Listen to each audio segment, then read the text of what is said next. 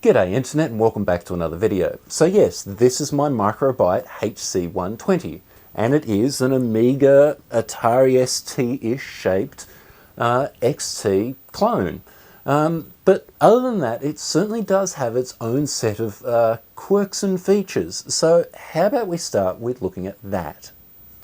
Now I realise the computer is quite grubby at the moment and we'll get to that in due time. However, let's lift the lid and see what's going on inside. And it will bring us to our first couple of unique parts of this computer. So we'll lift this up. And for starters, ran the number, and this is actually a complete Oddity keyboard, simply stripped of its case and what seems to be hot glued into place. So that's unique. So that's that bit. However, you'll also notice that they kept the entire original full-length coiled XT keyboard cable, and it simply plugs into a standard XT keyboard plug right here on the motherboard. So that's unusual. Let's go with that. All right, so let me unplug the keyboard and we can take a better look at the motherboard. So this is the inside of the computer, and as you can see, it's a very small little motherboard.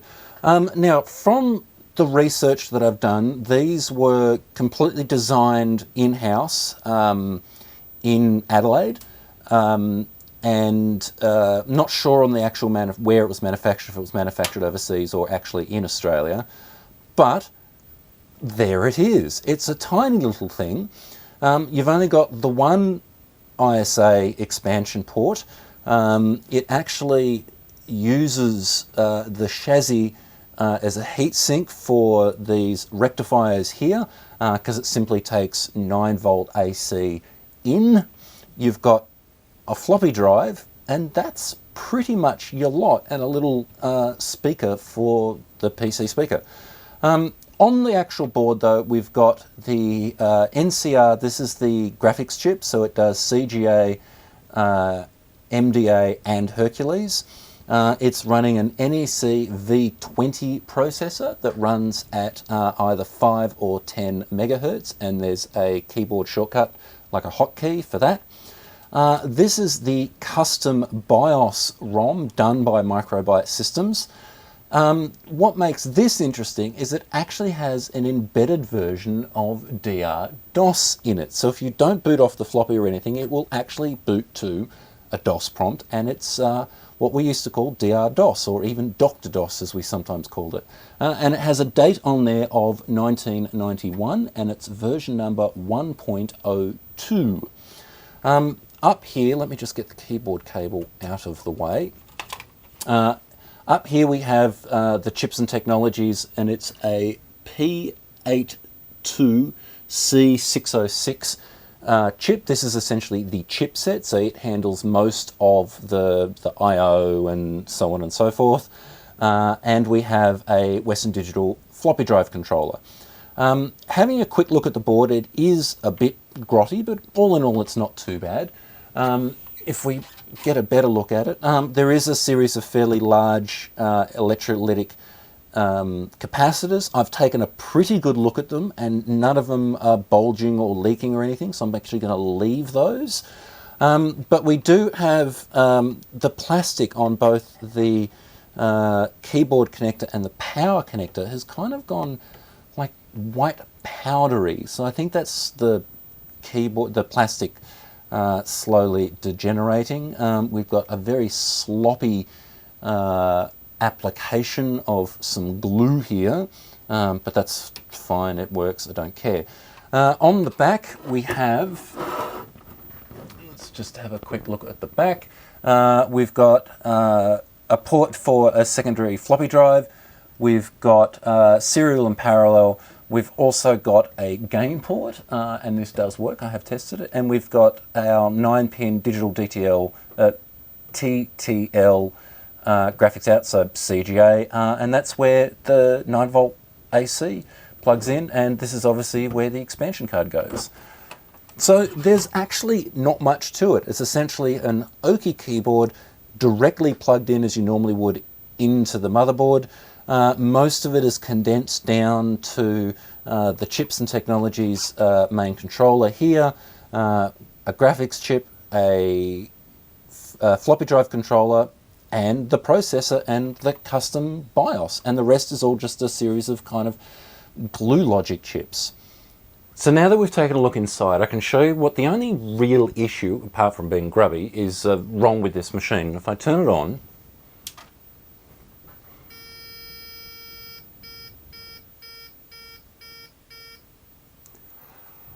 those series of beeps and the squiggliness on the screen at the moment is basically due to a flat BIOS battery. Well, the BIOS not being set.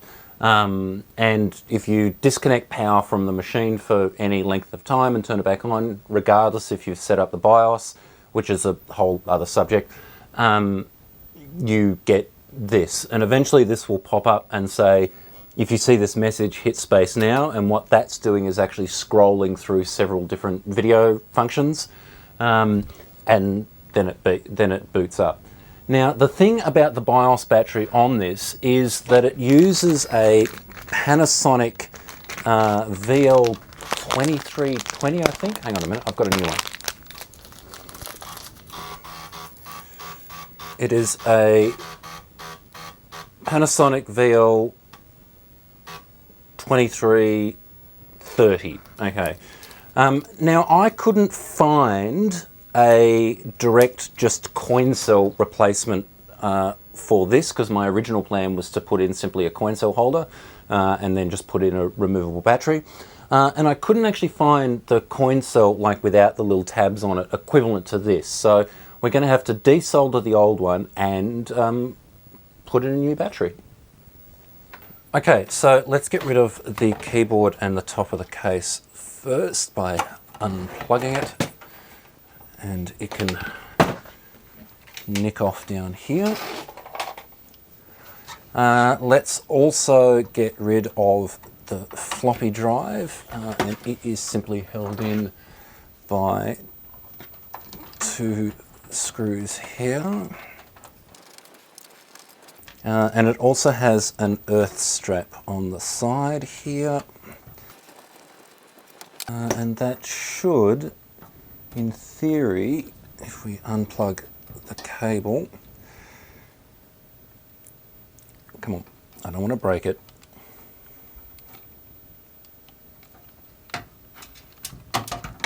Right, there's the floppy drive gone, because it's actually hardwired to the external port.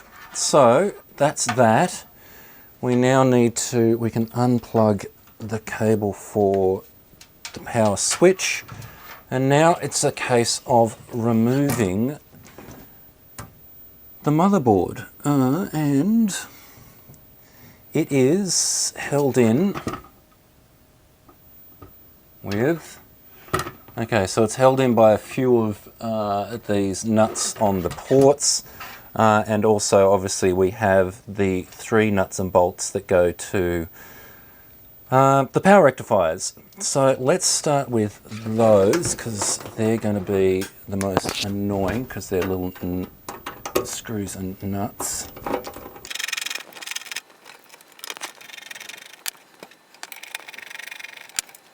Okay, and no, that standoff goes the whole way through the board. So that's that. I'm guessing that's quite, that old thermal paste is quite stuck, but we'll get to that in a minute. And next, let's remove some of these that are holding this in. Okay, so that's separate. I think it's just the 2 end ones.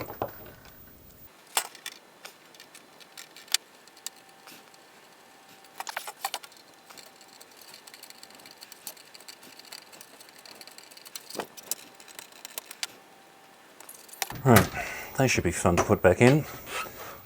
Okay, now I don't see anything else holding this motherboard in, other than, I suspect, oh, wait a minute, is that a, we have a series of plastic clips underneath. got it. Well, yep, whoops. Well, that's the motherboard out. Not quite what I had in mind. Right, let's get rid of the base. All that base. And we have our wee little motherboard. It's a tiny little thing. Oh, okay, so we've got what seems to be an extra resistor pack, a couple of bodge wires. So obviously there was a few little faults found after production, and a little resistor here. But other than that, that's kind of it. So what we're after is removing this battery, which is 2 solder points just here. So let me heat up the desoldering gun and we'll get rid of that battery. Well, that was easy. Let's put the new one in.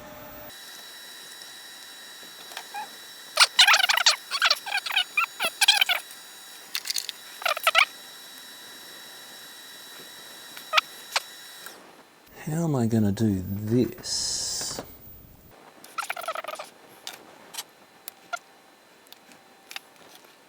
Aha, right. So I simply folded the terminal in half, and that made it narrow enough to put in. So, am I going to, is that going to fall out? Okay, let's get soldering. Okay, that's in. Let me just clean up some of the flux, and while we're at it, I'm going to clean up the back of those rectifiers as well.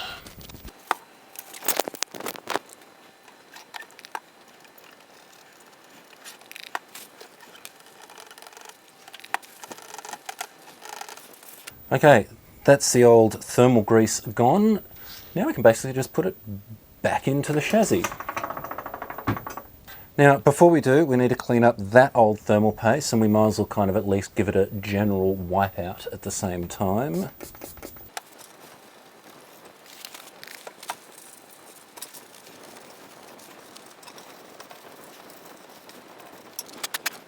Righto. Let's put a motherboard back in. How did I get this out? Oh, it fell out.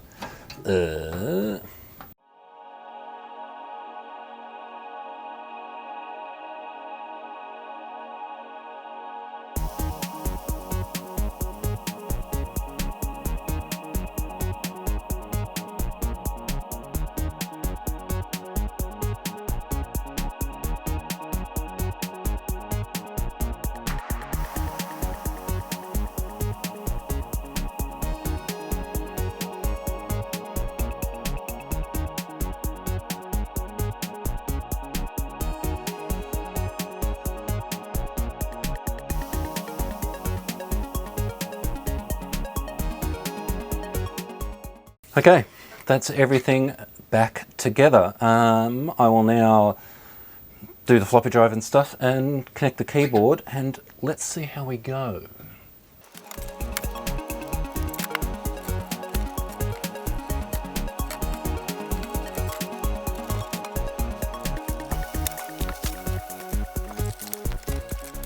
Okay, it's all back together. Now, in theory, I should turn it on and I should get the same BIOS beeps and error, but I then should be able to run the DOS utility, set everything up, switch it off, disconnect the power, leave for a few minutes, plug it back in, and see if it remembers what I told it.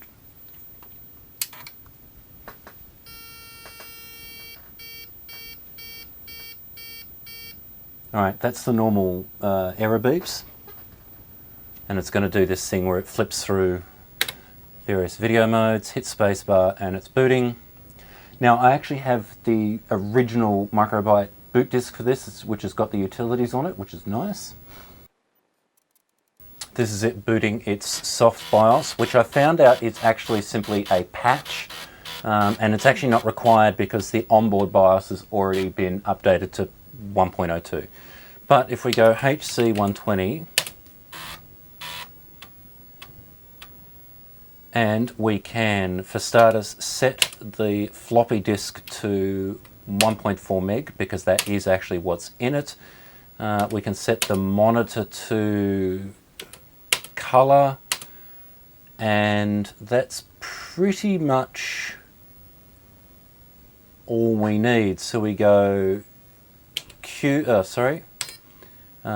exit X, which is exit changes saved, space to reboot. Now this is only a warm reboot, so obviously it's going to remember what I just put in.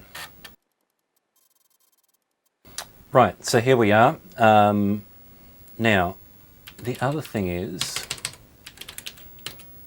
okay, it is, what is the time? What is the date? I haven't got my watch on me. I think it's the 11th. It is the 12th of the 1st. It's only got 2-digit years, so 19, and it is, invalid date. Righto, 12:01, let's just go 88. And time, and it is 14:02.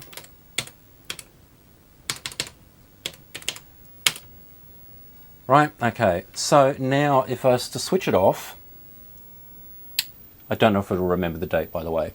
Oh no, this does have a real-time clock in it. Maybe. Disconnect the power. We'll give it a couple of minutes. All right, that should do. Let's plug the power back into the back of it. And in theory, I should be able to turn it on and it should just boot normally.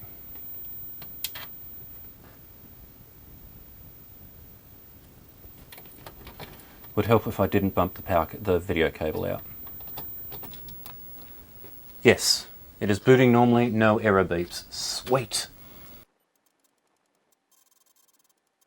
All right, and if I go time, it's 3 minutes past 2 in the afternoon. Cool, and if I go date, it is the 12th of the 1st. It's not 1988, but you know, you get the point. So that's it basically fixed, but we're not finished yet. There's two things we're going to do. We're going to give it a bit of an upgrade, and we're also going to give at least the top cover a very thorough clean, because I'm pretty sure, I'm not going to retrobright it, primarily because it's got labels and stuff on it that I don't want to damage, but I am going to give it a good scrub, as well as all the keycaps. So we'll pull it apart, I'll bust out the keycap puller, and we'll do some scrubbing. So we're back to just the top cover, which is essentially just the keyboard, and if we flip it over, there should be a way of removing the keyboard, at least in some way, shape or form. Right, so we've got a series of screws along the bottom here.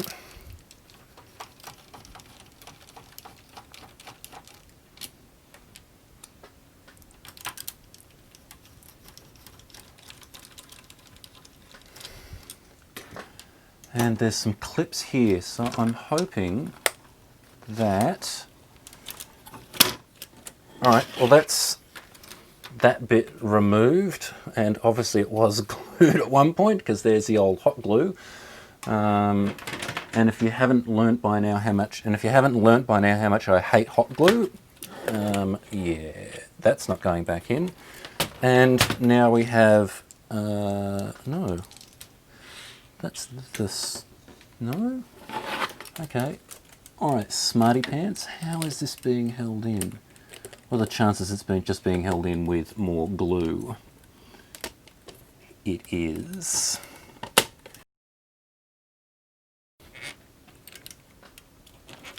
Aha! Just hadn't quite got through all the glue. So, oh, now I've tied myself up in knots. Right. Those two bits can go straight into the tub for a wash. This, it's time to bust out the keycap puller and get to work removing keycaps.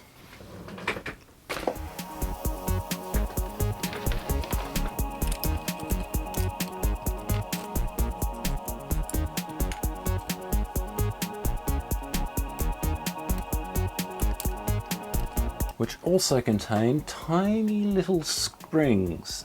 Yay! That's what I wanted.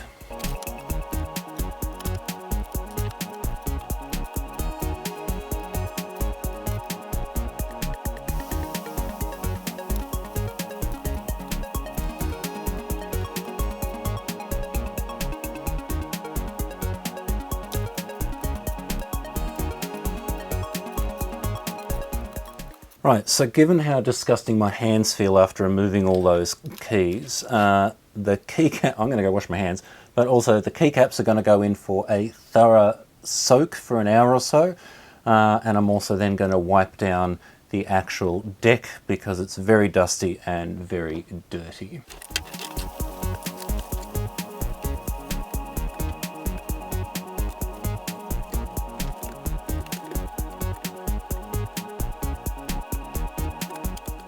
So that's all that wiped down thanks to a toothbrush and some paper towel. So that's that bit done. The keycaps are still soaking.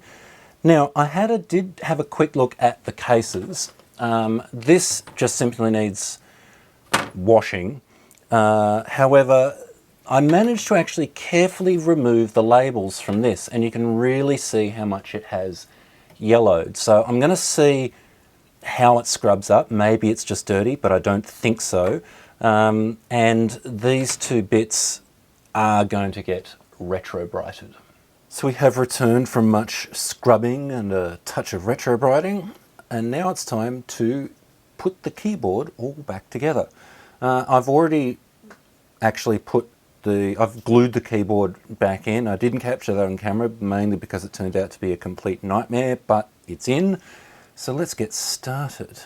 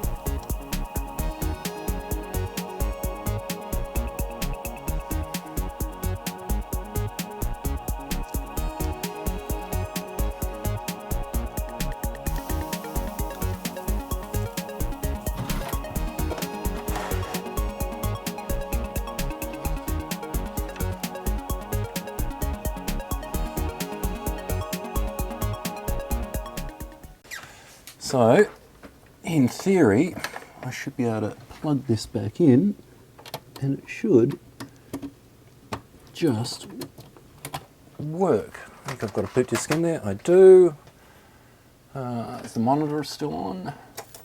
No. Okay, fingers crossed.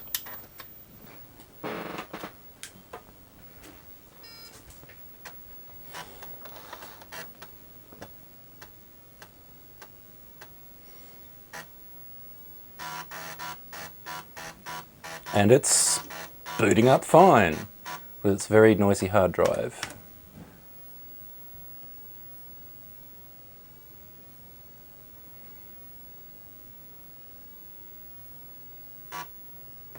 There we go. We seem to have a stuck key.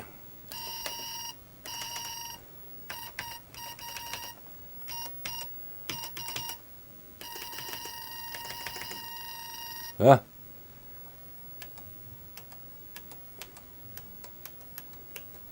No, the keyboard is just doing bizarre things.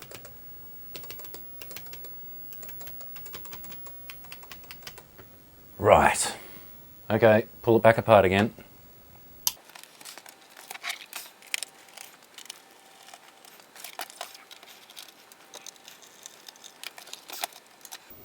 Now, what could it be?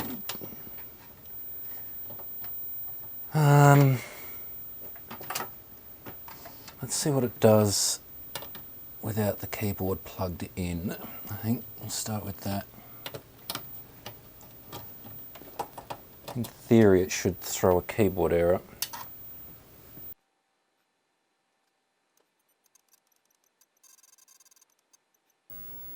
No, there's something weird going on. We have random letters without the keyboard plugged in. Huh.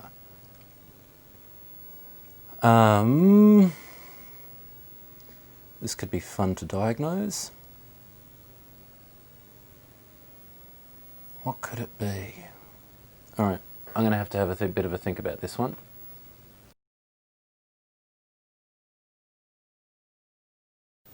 Right, so yes, technically it was a stuck key, but there was a little bit more to it than that. It turns out that the membrane in the keyboard had already started to separate, and when I cleaned the deck, moisture got in and it had also started to eat away at some of the carbon tracks in the membrane. Because I couldn't leave well enough alone, I then tried to get in the membrane. Pro tip, don't. If a membrane is screwed, it's screwed. So, short version is I sort of killed the keyboard. That was a little disappointing. But as you can see, there is still a keyboard in the computer. And the reason is this. If you remember when we were looking at the motherboard, it had a standard XT plug to where the keyboard plugged in. Well, it's a good thing that everyone basically duplicated IBM, because the exact key layout was identical to a rubbish old keyboard that I found out in my garage. And as you can see how dirty this one is. And it's got Deltacom Australia written on it, and that was about it. It's basically just a generic keyboard. So, I no longer have the original keyboard, which is quite disappointing considering how rare this computer is. But it does have a keyboard, and the replacement keyboard is actually full of Blue Alps switches. So it's now a proper mechanical keyboard as well. So I'm calling that an upgrade. It was an unplanned upgrade, but I'm going with upgrade anyway. And if we turn it on, if we plug it in, and it boots and it runs, and I have a working keyboard. This is a keyboard. Command not found, right. So we're going to leave this video at that. The upgrade that I alluded to at the beginning of the video wasn't the keyboard, it was something else, and we'll get to that in part 2. And also we obviously spent a bit more time because we ended up retrobrighting most of the case, so that took a bit of time as well. So we're going to leave it at that. I now have a very clean working standard-ish, apart from the keyboard, Microbyte HC120 that I'm quite happy with. And I'll see you in part 2. And if you like the video, like, subscribe, all that kind of stuff. And yeah, thanks for watching.